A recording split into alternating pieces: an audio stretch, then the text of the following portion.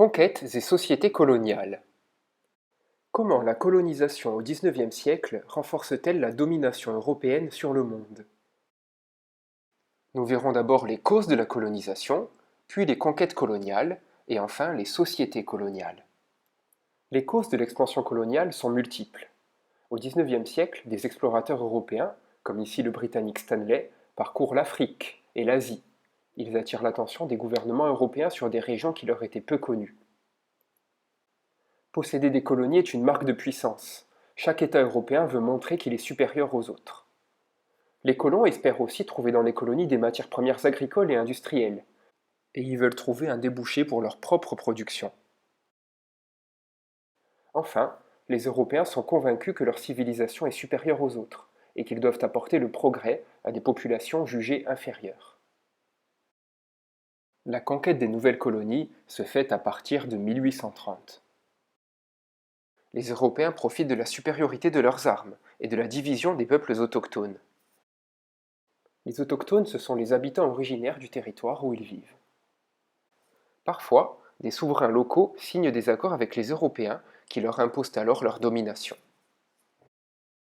Après 1870, c'est une véritable course aux colonies qui s'engage. Les tensions sont alors fortes entre les puissances européennes, comme entre la France et l'Allemagne au Maroc en 1911 par exemple.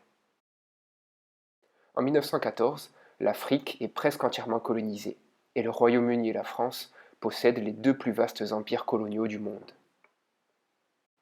Enfin, les sociétés coloniales. Ces sociétés sont diverses, mais elles ont pour point commun d'être dominées par les Européens. Certaines sont des colonies de peuplement, où beaucoup de colons s'installent.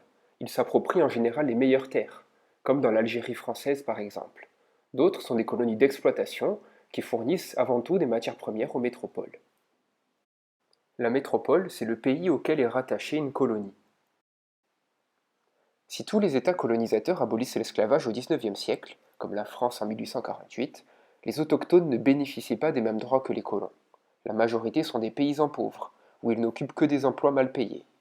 De plus, les colons ont parfois recours au travail forcé des colonisés, pour la construction des lignes de chemin de fer par exemple. Les Européens cherchent aussi à imposer leur savoir et leurs valeurs aux sociétés locales. Les colons créent des écoles pour enseigner leur langue et leur histoire, mais seuls quelques autochtones sont scolarisés. Les missionnaires, qui sont des religieux chargés de propager la religion chrétienne, cherchent à convertir une partie des autochtones. Les peuples colonisés sont déchirés entre l'influence occidentale et leurs traditions. Parfois, les populations autochtones se révoltent, mais la répression des Européens est violente. Au début du XXe siècle, l'heure de la décolonisation n'a pas encore sonné.